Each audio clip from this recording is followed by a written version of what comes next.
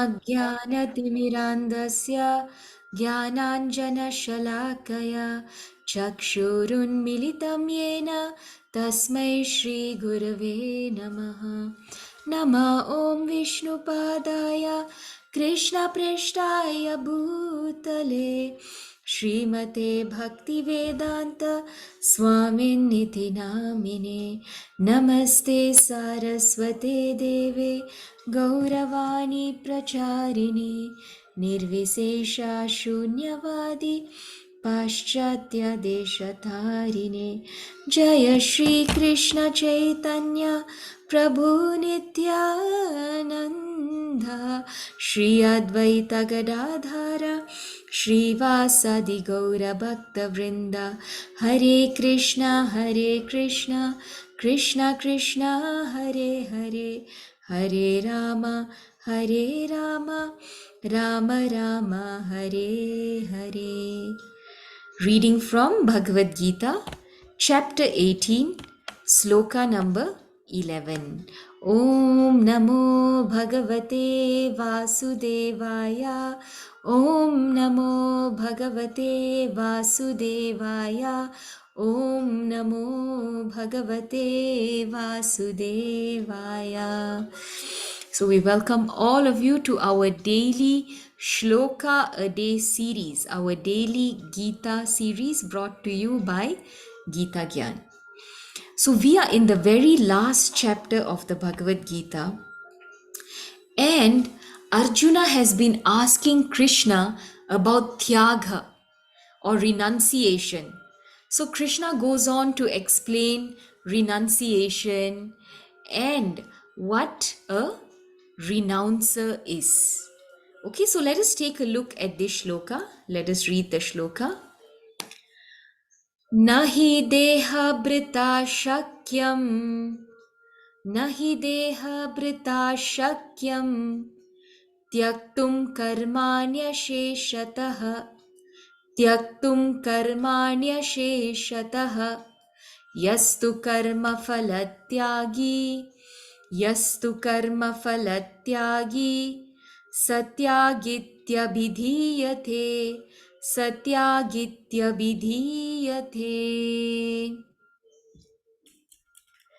Translation. What is Krishna saying here? Let us see. It is indeed impossible for an embodied being to give up all activities, but he who renounces the fruits of action is called one who has truly renounced. So, what does Krishna say here actually? Okay, Krishna says that it is actually impossible to be without working. All right. Is it possible? Even for a moment, we cannot be without doing anything. We are constantly engaged in something or the other. In other words, we have to work. Even if we try to stay still, we are forced by material nature, by the three modes of material nature, to do something or the other. Okay, if we remember, we would have read in the third chapter, sloka number 5, that it is not possible even for a minute to be without work. And Nitya Mataji has said it correctly. It is impossible to sit idle. Thank you, Mataji, for acknowledging. Okay, so this is how it is. So we have to work, right? So what is the solution? You see, Krishna is very, very practical, and this Bhagavad Gita is a very, very practical life manual of life. So is Krishna telling us to give up work? No, but he tells us to give up the results of work. Okay, so one who actually offers everything, the results of one's work, to Krishna is the actual renouncer. Okay, so we should realize, as living entities, as spirit souls who are part and parcel of Krishna, that I am Krishna's servant.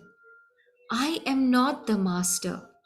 I should assist Krishna in his enjoyment because he is the supreme enjoyer. So when we render service to the Lord, we naturally become blissful. Sometimes there is a misconception that only when we are the supreme enjoyer we can enjoy. Otherwise, how to enjoy? But even Krishna wants to become a devotee so that he can relish his own service.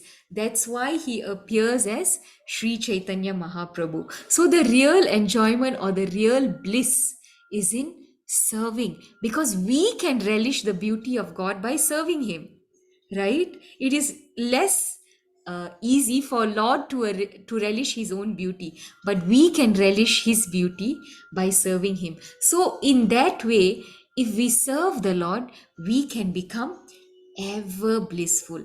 That, dear Prabhus and Matajis, is the secret of service. So Prabhupada writes in the purport, there are many members of the International Society of Krishna Consciousness who work very hard in their office or in the factory or some other place. And whatever they earn, they give to the society. Such highly elevated souls are actually sannyasis and are situated in the renounced order of life. So, what is Srila Prabhupada writing here? Do we have to wear saffron robes and go and stay in the Himalayas to be a sannyasi? No. A true sannyasi, an actual sannyasi, is one who gives whatever they earn to the society or to be engaged in the service of the Lord. So continue working, but offer the results of your work to Krishna. So this is very, very practical. Okay, and such a person is an actual tyagi or renouncer. Okay, so how do we renounce the fruits of work, and for what purpose the fruits should be renounced? This is very nicely explained by Lord Krishna and by Srila Prabhupada in the purport. Now, let us see one thing. Just 1 minute.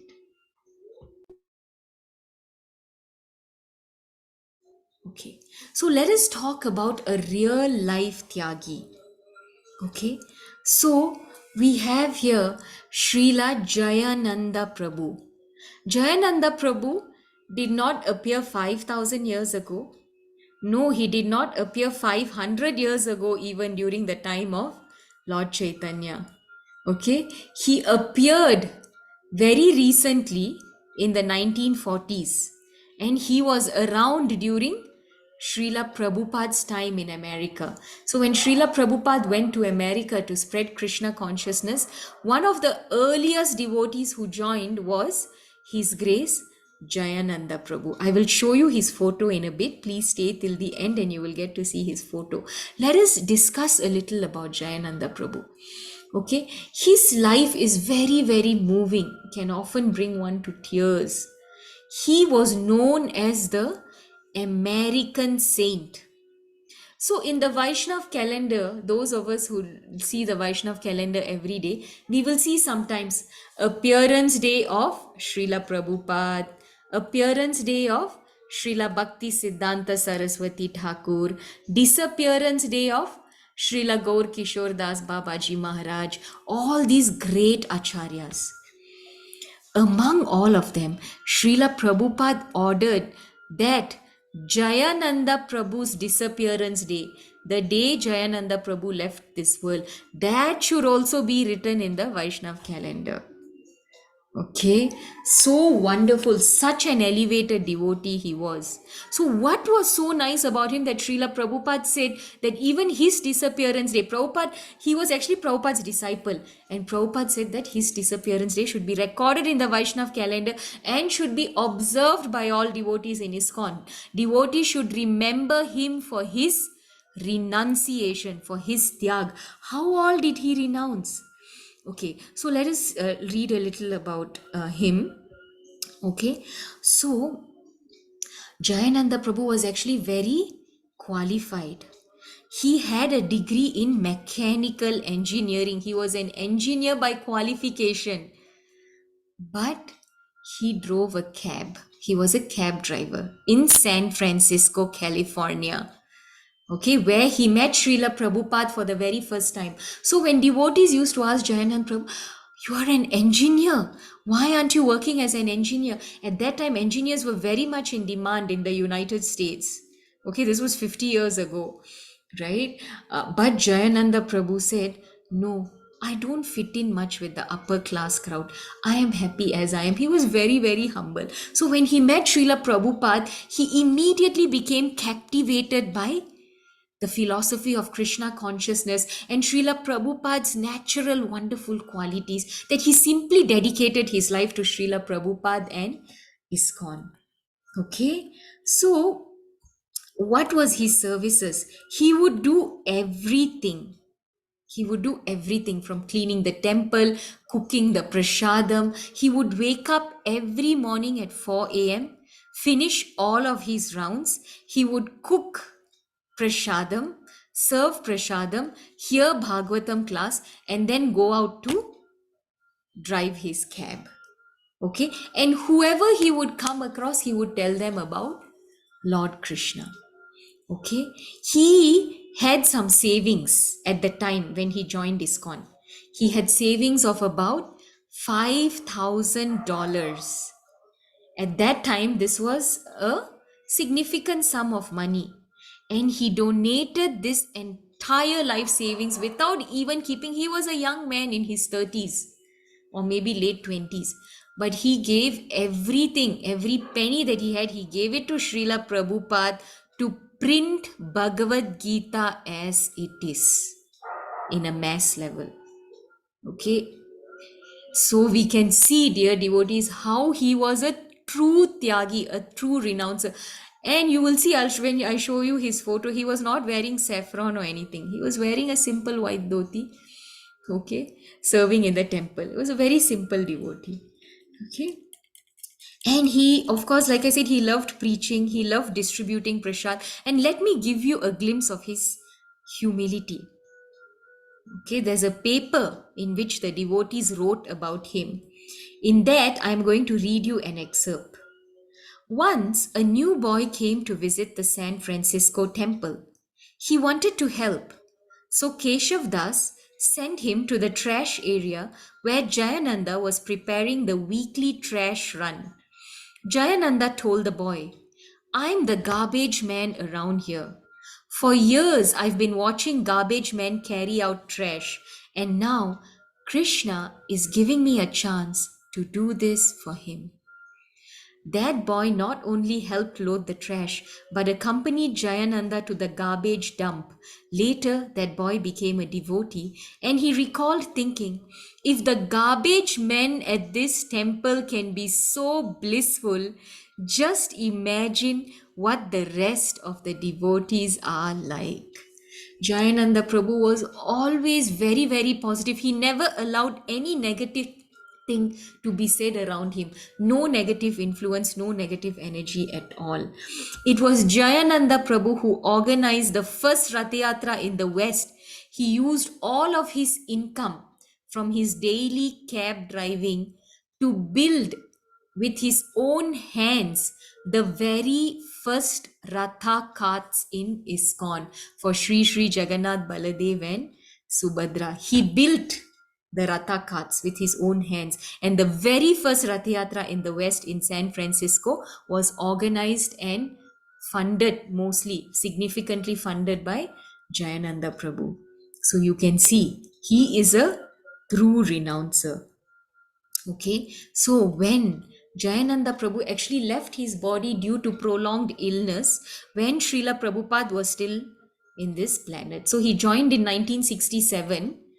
He joined ISKCON in 1967 and he left his body on May 1st, 1977, when Srila Prabhupada was still around. Okay, so Srila Prabhupada wrote about Jayananda Prabhu. Okay, after Jayananda Prabhu left his body, of course, he wrote several letters to Jayananda Prabhu when he was physically present as well. When he left his body, please hear what Srila Prabhupada wrote. My dear Jayananda, please accept my blessings. I am feeling very intensely your separation. In 1967, you joined me in San Francisco. You were driving my car and chanting Hare Krishna. You were the first man to give me some contribution, 5,000 for printing my Bhagavad Gita. After that, you have rendered many favorable service to Krishna in different ways. I so hope that at the time of your death, you were remembering Krishna, and as such, you have been promoted to the eternal association of Krishna. If not, if you had any tinge of material desire, you have gone to the celestial kingdom to live with the demigods for many thousands of years and enjoy the most opulent life of material existence. From there, you can promote yourself to the spiritual world.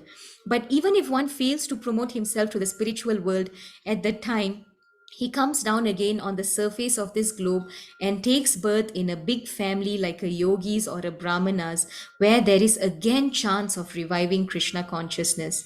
But as you were hearing Krishna Kirtan, I am sure that you were directly promoted to Krishna Loka. Janma karma chame divyam evam yo veti tatvatah tyaktva deham punarjanma naitima meti suarjuna. Bhagavad Gita chapter 4 text 9, Srila Prabhupada quotes this. Krishna has done a great favor to you, not to continue your diseased body, and has given you a suitable place for your service. Thank you very much, your ever well wisher, A.C. Bhakti Vedanta Swami. So Srila Prabhupada wrote this wonderful letter to Jayananda Prabhu, and he told all devotees at the time that Jayananda has gone back to Godhead. So Jayananda Prabhu's Samadhi has been placed at the Jagannath temple in Rajapur near Mayapur Dham. Okay, so his Samadhi is there, and all devotees go there and pay homage to him. So if you visit Mayapur, please do not forget to go to Jagannath temple and pay homage to Sri Jayananda Thakur, as he was known, Jayananda Thakur. So I am now going to show you his photo, Jayananda Prabhu's photo. Okay, let us see here. Um, this is Jayananda Prabhu right here. Jayananda Prabhu. Okay, a very, very wonderful devotee who served Srila Prabhupada nicely. So there's a lot more actually to read about Jayananda Prabhu. His life was very inspiring. So I will share with Sri Hari Prabhu, okay, the full article where you can read about Jayananda Prabhu and be inspired by him today. We can start our day in that way. So, a very wonderful conversation between Krishna and Arjuna. Okay, so what happens next? Krishna is speaking to Arjuna about tyaga or renunciation of the results of work. But Arjuna has a question for Krishna. If we continue work, what about the reactions of work? What happens to us as we reap these reactions? And what is Krishna's answer? How does the conversation continue? So please stay with us for the rest of the days to finish hearing this wonderful, wonderful conversation between Krishna and Arjuna. December is the Gita month. This is our chance to share this wonderful message as Srila Prabhupada did, as Jayananda Prabhu did, this wonderful message of Bhagavad Gita, with as many people as we can. ISKCON has labeled this month as the month of book distribution, the book marathon month. So please let all of us pledge that we will distribute throughout the month of 30 days. If each of us who has been hearing this conversation so dedicatedly, if each of us can pledge that we will distribute 10 Bhagavad Gitas to our near and dear ones, to gifts to our family members, to our friends, neighbors, to anyone that we see. Just 10 copies of this wonderful book. Okay, Jayananda Prabhu gave his entire life savings to Srila Prabhupada. We may not be in the capacity to do that, but the least that we can do is at least try to spread this knowledge of Bhagavad Gita to our near and dear friends by gifting them some 10 to 12 Bhagavad Gita books. This is a wonderful month to do that. So, if you would like to do this wonderful service, please do get in touch with Sri Hari Prabhu. Okay, so thank you all very, very much. Okay, we wish you a blissful Krishna conscious day ahead. Hare Krishna to all of you. Hare Krishna. Thank you very much, Sri Hari Prabhu, for this opportunity. Thank you, all devotees. Hare Krishna, Dandavat Pranam, Mataji. Hare Krishna, Dandavat Hare Pranam. Krishna, Mataji. Thank you very much. Hare Krishna, Mataji. Krishna. Mataji, Hare Hare Krishna, Krishna, Dandavat Dandavat Pranam. Pranam, Mataji. Thank you very much.